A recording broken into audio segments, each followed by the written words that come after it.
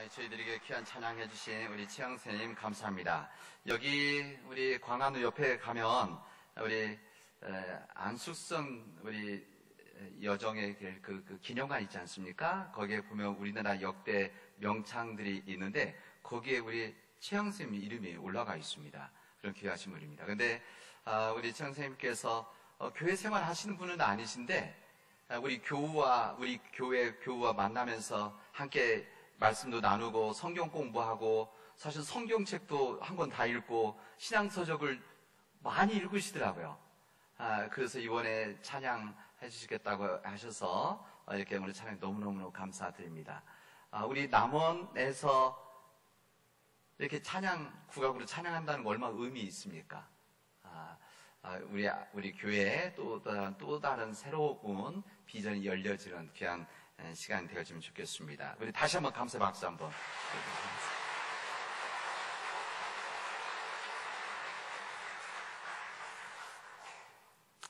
오늘은 부활절 마지막 주일이자 5.18 광주 민주화운동 기념주일입니다. 우리 다른 교단들은 사실은 없는데 우리 교단은 5.18 광주 민주화운동 기념주일을 5.18 이전에 해서 41주년을 지키고 있습니다. 사실 우리 광주의 아픔과 한은 아직도 치유되지 못한 그 상태에 있고 그 당시 수많은 생명의 피를 흘리게 했던 책임자가 완전히 밝혀지지 않은 아직도 우리 유족들이 마음 아픔 속에 있는 역사의 한 사건들입니다. 그럼에도 불구하고 광주 민주화 운동에서 보여준 우리 민족의 치열한 민주의식, 다시 말하면 시민이 주인이 되어지고 국민이 주인이 되어지는 이 권리를 빼앗겨서는 안 된다. 어느 힘도 빼앗을 수 없다라고 하는 이 민주의식을 드러내고 그 이후에 이 국민들의 민주의식이 점점 성숙해져 가고 있다는 것을 깨닫게 되어집니다. 지난 몇 달 동안 우리는 미얀마, 우리 아시아 미얀마의 민족들이 겪고 있는 힘든 역사의 현장을 보고 있습니다. 뉴스를 통해서 군부 쿠데타에 의해서 자행되고 있는 엄청난 이 생명을 뺏어가는데 피를 흘리는 일들, 이 일들에 대해서 정말 우리 공분을 하고 있고 마음 아파하는데 제가 왜 이 말씀을 드리는가 하면은 이때 이런 현상을 보고 가장 마음 아파하고 이 미얀마 군부의 불법적이고 야만적 행동에 대해서 가장 예민하게 반응한 곳이 광주입니다. 그리고 우리 민족입니다. 다른 나라도 알죠. 이런 역사에 비극이 있다는 거 아는데 우리 민족만큼 공감하면서 아파하지는 않습니다. 그리고 이것을 가장 많이 느끼는 것이 광주입니다. 이 광주는 아직도 여전히 이 아픔 속에 있는 우리 유가족들이 있다는 것, 역사 현장에 있다는 것을 우리가 잊어서는 안 되고 우리가 간직해야 될 일이라 생각이 되어집니다. 우리 한 시대를 읽는 여러 가지 방법이 있습니다. 한 시대를 읽는. 그러니까 우리가 중세시대 아니면 뭐 우리나라의 조선시대 아니면 뭐 지금부터 100년 전에 우리 조선, 일본하고 갈등하던 이런 시대를 알려면 그 당시 때 문학적인 책이라든지 아니면 미술이라든지 음악이라든지 이런 부분들을 읽고 보면 그 시대가 어땠는지 그리고 시대상이 어땠는지 시대의 사조가 생각이 어땠는지를 깨닫게 되어집니다. 우리나라 70년대 80년대 이 암울한 시대를 잘 알려주고 고발하고 있는 것이 있는데 그것이 드라마 모래시계였었습니다. 아마 여기 계신 분들은 오래전에 보셨기 때문에 아직도 기억하고 계실 거고 그 당시 이 모래시계는 사람들 텔레비전 앞으로 끌어당기는 드라마였다 이렇게 보통 이야기를 합니다. 저는 이 모래시계 가운데 여러분들 대충 아실 수 있을 거예요. 젊은 세대 못 볼 수도 있습니다. 근데 언제 한번 꼭 한번 보십시오. 제 기억에 남아있는 장면은 거의 마지막 회 부분에 있는 마지막 장면이에요. 그 장면이 뭔가 하면 교도소에서 그 당시 때 박태수, 최민수가 나왔었던 이 박태수와 그 다음에 박상훈이었던 이 강우석 검사가 대화하는 이야기입니다. 이 안에서 이제 구형을 해야 하는 친구 강우석 이 검사가 자기 친구 이 박태수에게 눈물을 흘리면서 나 너에게 사형을 구형할 수가 없다, 이런 이야기를 합니다. 그 이유는 자기가 친구 박태수가 생각하는 만큼 정의로운 사람이 되지 못하기 때문에 자기는 사형을 구형할 수 없다, 이렇게 이야기를 합니다. 왜 그러냐면 이 광주 사태 때 시민군에 있었던 박태수, 지금은 조폭이지만 그때 그거 있었고, 그리고 자기는 공수부대로 투입이 돼서 거기서 시민들의 총을 쏘았었던 그런 의롭지 못한 사람이기 때문에 나는 자네에게 사형을 구형할 수가 없네, 이런 이야기를 했습니다. 이때 조직폭력배 보수했던 이 박태수가 의미 있는 이야기를 여기서 하게 되어집니다. 그때부터가 중요했었다네, 이런 이야기를 합니다. 그때부터가 중요했었다네. 이 광주의 현장에서 자기는 의로운 사람에 서 있었고, 그 당시 때 그때 자네는 시민들 총을 쏘는 의롭지 못한 사람이 있었는데, 근데 그때부터 삶이 이 강우석 검사는 이것을 무거운 십자가로 받아들이고 맑은 삶을 살아가기 위해서, 세상을 변화시키기 위해서 노력을 해서 이렇게 되어 왔지만, 그러나 여기 조직 보스에 있었던 이 박태수는 그 이후에 사랑이라는 것을 포장은 되어 있었지만 조직 폭력배 그리고 정치 깡패로 살아왔던 그런 사람들을 생명을 빼앗았었던 이런 삶을 살아왔다는 것을 거기서 이야기를 하게 되어집니다. 그래서 그 친구 이 박태수가 그런 이야기를 하죠. 다른 검사가 자기의 구형을 하면 자기는 받아들일 수 없다는 거예요.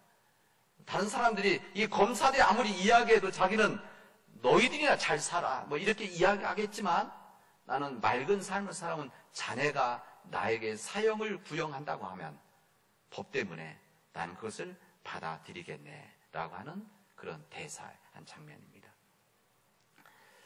저는 종종 그 대사를 생각합니다. 그때부터가 중요하다는 겁니다. 우리 인간의 삶에 있어서는 그리고 그때부터가 중요한 것이다. 지나간 과거가 중요한 것이 아니라 어떤 사건 이후에 어떻게 살아가느냐가 더 중요하다는 것입니다. 과거에 붙잡혀 살아가는 사람들이 많이 있습니다. 이것은 뭐 다른 사람 이야기, 우리들 이야기이기도 합니다.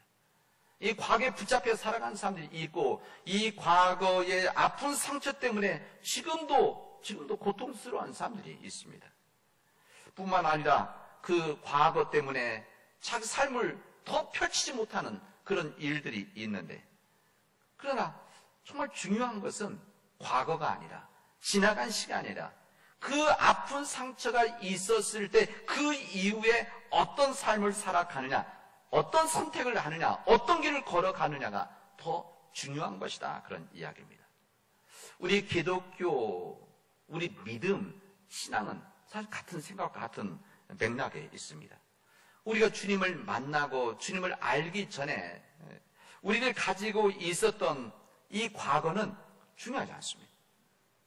특히 우리 믿는 자들은 더욱더 그렇습니다. 지나온 과거, 지난 무겁게 우리를 붙잡고 있었던 지난 과거, 내 자신, 아니면 이웃들 붙잡고 있는 거, 이것이 중요한 것이 아니라 그때부터가 중요하다는 거예요. 주님을 알았을 때부터, 주님을 믿었을 때부터가 중요한 것이다, 이런 이야기입니다.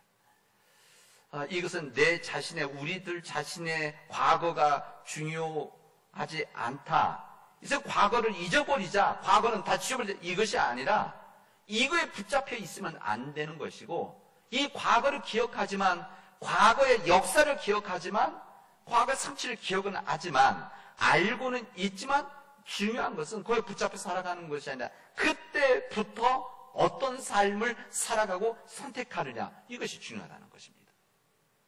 나 자신뿐만 아니라 다른 사람도 마찬가지입니다. 내가 그런 과거가 나에게 중요한 것이 아니라 미래가 중요하고 지금이 중요하다면, 다른 사람들이 가지고 있는 과거, 다른 사람들이 가지고 있던 허물, 과거의 이런 일들을 끊임없이 기억하고 이것 때문에 그 사람을 받아들이지 못한다면 이것은 그리스도의 정신에서 어긋난다, 그런 이야기입니다. 사도 바울은 주님을 만나기 전에는 예수 믿는 사람들을, 예수 믿는 그 당시 예수쟁이들을, 크리스찬이라고 하는 말이 지금은 좋은 말이지만 그 당시 때는 예수 믿는 사람들, 예수쟁이들, 이런 사실 그런 안 좋은 뜻을 말했던 이야기입니다. 어쨌든 이런 사람들을 전멸시키기 위해서 완장을 치고 이 예루살렘과 유대 땅을 다니면서 심지어는 다른 나라에 있는 유대인들이 모여있는 곳에 가서 이들을 핍박하고 이들을 잡아다가 처벌을 하려고 했던 사람입니다. 이 사도 바울은 그런 열정의 삶을 살아갔죠. 자신이 가지고 있는 생각, 자신이 생각하고 있는 판단으로서 옳지 못하다고 하는 것은 처벌을 해야 된다. 없애버려야 된다. 이런 생각을 했었던 사람입니다. 열정의 사람이죠. 그리고 자신이 가지고 있는 유대 교회에 대해서 아주 강한 신념을 가지고 있었던 사람입니다. 그 열정의 삶을 살았던 이 사울이 이 다메섹에 가다가 주님을 만나게 되어집니다. 이 다메스커스 가다가 주님을 만난 다음에 그는 자기 삶의 완전한 전환이 이루어지게 되어집니다. 이 삶의 전환이 있은 다음에 자신이 가지고 있었던 과거의 모든 것들을 다 내려놨습니다.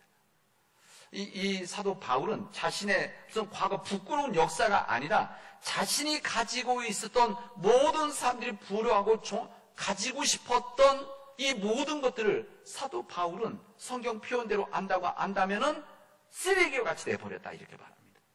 왜? 자신이 가지고 있는 것이 가치가 없어서? 자신이 가지고 있는 것이 중요하지 않아서? 그게 아니라 자기가 가지고 있는 것보다 더 귀한 예수 그리스도를 알았기 때문에, 더 귀한 믿음을 가지고 있었기 때문에 그 이하의 것은 버렸다. 쓰레기같이 버렸다. 아쉬움 없이 버렸다는 것을 우리에게 말해줍니다. 여러분, 만약에 사도 바울이 주님을 만나 영접한 이후에 과거에 붙잡혀서 여전히 주님을 믿으면서도 과거의 이 영예를 누리고자 했었다면 지금 사도 바울이 되지 않았을 겁니다. 여전히 사울의 삶을 살아갔을 것입니다. 자신이 가지고 있는 욕망과 야망, 세상적인 탐욕, 이 모든 것을, 그다음 종교적인 열심, 열정, 확신, 이것을 붙잡고 아마 두 길을 함께 두 발을 딛고 걸어가는 사울로 살아갔을 것입니다. 그러나 그런 과거의 것을 다 내놓기 때문에, 과거의 것을 다 쓰레기같이 버렸기 때문에 그는 사도 바울로서 온전한 삶을 살아가고 그 삶을 통해서 하나님께 영광 돌리고 세상에 변화를 주는, 영향을 주는 귀한 삶을 살아갔다는 것입니다. 이 사도 바울이 그런 삶이 있었기 때문에 지금 우리가 예수님을 믿고 있는 거 아니겠습니까? 그 사도 바울의 그런 열정적인 헌신의 삶들이 그 다음 이어졌기 때문에 그 복음이, 그가 전했던 예수의 복음이 이 아프리카와 아시아와 유럽에까지 전해지고 지난 2000년을 거쳐서 우리 조선 땅에까지 와서 우리가 예수를 믿었던 거 아닙니까? 이 사도 바울은 오늘 이 고린도서의 말씀에서 이 부분을 이렇게 이야기합니다. 이런 삶에 대해서 보라, 누구든지 어느 민족이든지 남녀 노소 구분하지 않고 배우든지 배우지 않았든 관계없이, 죄인이 아닌 관계없이 누구든지 예수 그리스도 안에 있으면 새로운 피조물이라. 이전 것은 지나갔으니 보라 새 것이 되었도다. 이렇게 믿으면 고백을 합니다. 본인이 그렇게 새로운 피조물이 되어져서 그런 삶을 살아간다는 것입니다. 예수 그리스도 안에 있으면 나는 새로운 존재가 되어진다. 내가 예수 그리스도 안에 있으면 나는 새로운 존재가 되어져서 그런 삶을 살아가는 귀한 삶이 시작되어졌다는 것을 우리에게 알려주시고 있습니다.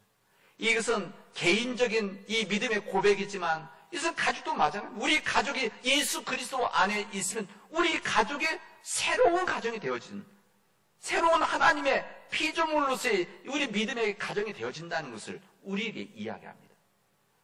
더 중요한 부분은 우리 교회입니다.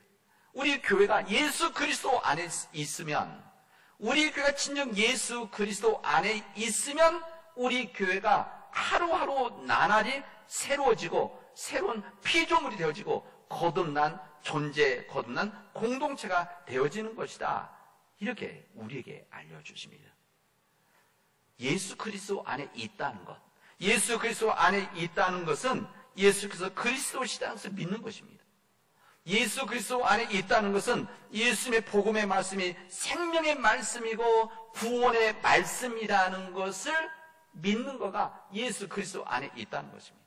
예수 그리스도 안에 있다는 것은 주님이 말씀하신 것을 내 삶에서 구현해 나가는 이 삶이 온전한 삶이라는 것을, 이것을 믿는 삶이 예수 그리스도 안의 삶입니다. 예수 그리스도 안의 삶이라고 하는 것은 예수님께서 고난과 이 십자가의 길을 걸어가셨듯이 우리 또한 십자가의 길을 걸어가는 이 삶을 결단하는 것이 바로 예수 그리스도 안에서의 삶입니다. 이런 믿음의 이런 결단이 있게 되어지고 그런 믿음 안에서 내가 예수 그리스도 안에 있게 되어지면 주님께서 말씀하신 거듭남의 삶이 우리에게 있게 되어진다는 것을 우리에게 알려주십니다. 이 말씀을 오늘 고린도후서에서 말씀하시면서 이런 믿음, 예수의 삶을 살아가려면 어떤 믿음을 가져야 되느냐, 어떤 은혜의 삶을 살아가야 되느냐. 한 가지는 우리가 하나님의 사랑, 다시 말하면 우리가 예수님의 십자가 은혜, 사랑을 받은 자로 살아갈 때 예수님께서 우리를 위해서 피 흘려 돌아가시고 우리를 구원하시기 위해서 그 길을 걸어가셨던 것을 믿고 그 예수님 때문에 우리가 구원하면 받은 구원의 삶을 받고 있다는 것을 믿어야만 예수 그리스도 안에서 온전한 삶이 되어진다는 것입니다. 그래서 성경에 보면 예수 안에서 믿음, 예수 안에서 산다는 것은 화해의 직분을 감당할 때, 우리 성경에 보면 화해의 직분을 감당할 때 이 일을 감당할 수 있다는 것을 우리에게 이야기해 줍니다. 여기에 보면 화해의 사절들, 그리스도의 예수의 사절들 이렇게 말하는데 이 히브리어, 헬라어, 이 프레스비 오멘 이렇게 되어져 있는데 이 뜻이 무엇이냐면 이 사절이라는 것이 장로란 뜻이 포함되어져 있고, 예를 들어 나이 드신 장로, 지금 우리 교회 장로님이 아니라 나이 드신 어른들 장로, 또 하나의 의미가 무엇인가 하면 대사입니다. 우리 한국에서 예를 들면 중국에 대사를 보낸다, 미국에 대사 보내지 않습니까? 아니면 프랑스 우리나라 대사를 보내죠? 이런 대신해서, 이게 사실은 이 대사라고 하는 것은 그 나라의 그 다음에 대통령의 대신해서 오는 거 아닙니까? 그런 권리와 의무가 있는 거 아닙니까? 이런 그리스도의 사절로 살아갈 때 우리가 예수 그리스도 안에 있게 되어진다, 이렇게 말씀하십니다.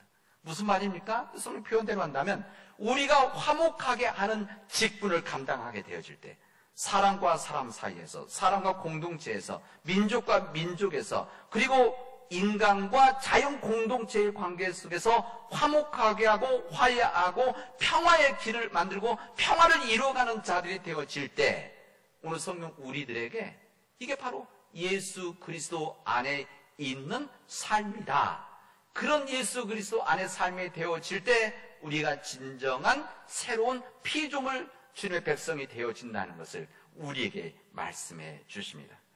우리 사랑하는 믿음의 가족 여러분, 오늘 이 주님 말씀을 우리 마음속에 간직하고 우리가 예수 그리스도 안의 삶을 살아갈 것을 여러분 결단하시길 바랍니다. 결단하시고 그 결단함으로 인해서 새로운 피조물이 돼서 세상으로 나갈 수 있기를 바랍니다. 우리가 이런 삶을 살지 못했다고 한다면 이게 바로 회개가 아니겠습니까? 이 회개의 삶이 돼. 우리가 이것을 알고 깨닫는 자들, 알고 깨닫는 자들은 많이 있습니다. 세상에 우리보다 더 많이 깨닫는 자들이 있습니다. 회개에서 회까지는 됩니다. 그래서 우리가 진정해야 되고 회개가 이루어져요. 바꾸는 것. 이것을 요즘 사회적 표현 전환하는 것. 삶의 전환. 이런 전환이 없이는 어쩌면 회개가 이루어질 수가 있는 것이 아닙니다. 여러분, 회개 기회가 끊임없이 주어지는 것은 아닙니다. 우리 개인적인 회개에 끊임없이 주어지는 거 아니고 우리 가정에, 우리 교회 회개가 끊임없이 우리에게 주어질 것이 아니라는 것을 기억해야 됩니다. 그리고 우리 사회가, 우리 자연 문제에서 회개에 끊임 주어지는 것이 아니다. 회개의 거룩한 기회가 주어졌을 때 회개를 해야 됩니다. 그래야만, 그게 바로 그때가 사도 바울의 표현대로면 지금이야말로 은혜의 때고 구원의 날이 되어집니다. 이 믿음 안에서 새로운 피조물로 살아가는 우리 사랑하는 주의 백성들 되어지를 주님의 이름으로 축원하겠습니다. 기도합시다. 은혜가 풍성하신 하나님 감사합니다. 오늘 저희들에게 주신 말씀을 주시고 의의 길을 걸어가게 하시오니 감사합니다. 이제 우리가 예수 그리스도 안에 있음으로 인해서, 우리 가정이 예수 그리스도 안에 있음으로 인해서, 우리 교회가 예수 그리스도 안에 있음으로 인해서 우리가 진정 새로운 피조물이 되어지도록 역사하여 주시옵소서. 이 모든 말씀을 예수님의 이름으로 기도합니다.